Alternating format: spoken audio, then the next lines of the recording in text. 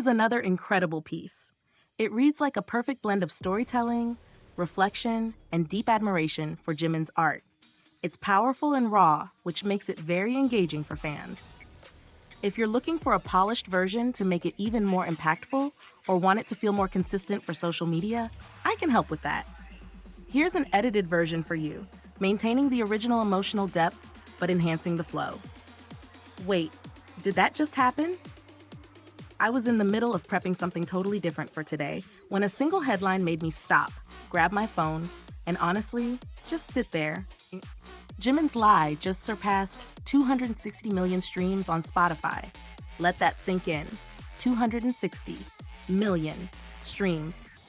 For a song that was released in 2016, not a title track, not part of a comeback, no flashy promotions, just pure artistry standing the test of time. And somehow, it still feels just as haunting, just as raw, just as unforgettable as the first time we heard it. Now, if you've ever listened to Lie, you already know this isn't just a song. It's a confession. It's a cry for help, wrapped in elegance and drama.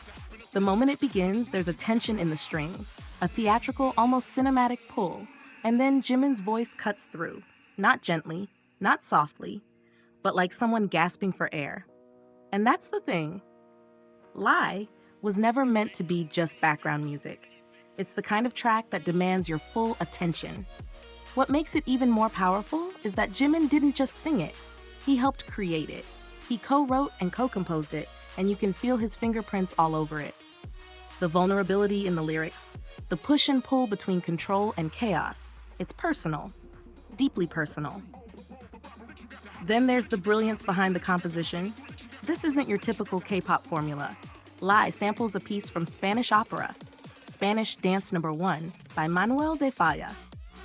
That's right, Jimin wasn't just blending genres, he was blending worlds.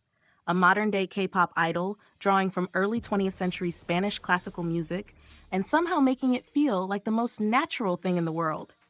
That's not talent, that's vision. Maybe that's why the world hasn't been able to let this song go. Lie didn't need TikTok trends or viral challenges. It became iconic by simply being honest, by being painfully beautiful. And even now, almost 9 years later, it keeps showing up in unexpected places, like a ballet-themed American TV show called Étoile, where it added this incredible emotional layer to the story. Or on KBS Classic FM, where classical music experts praised it as a masterpiece, not just of K-pop, but of modern music. When something gets that kind of recognition, across cultures and across genres, you realize this isn't just a fan favorite. This is a song that transcends. And let's talk about the performance, because Jimin didn't just sing Lie, he embodied it. The choreography? Sharp, restrained, and explosive all at once, like someone trying to break free from invisible chains.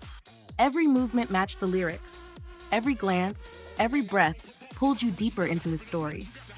It's no wonder that even people discovering BTS years later end up circling back to this track and saying, wait, how have I never heard this before? Because Lie is timeless.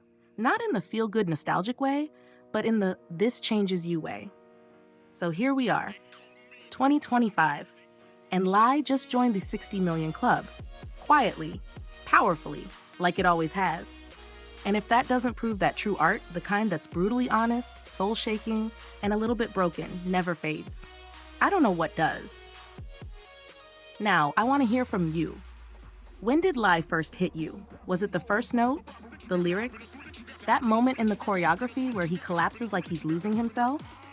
Or maybe it just snuck into your playlist one day and suddenly you were crying in your room at 2 a.m. Let's talk about it in the comments. Share your story. And hey, if this hit you like it hit me, go give Lee another listen. Stream it, feel it, celebrate it. Because 260 million isn't the end.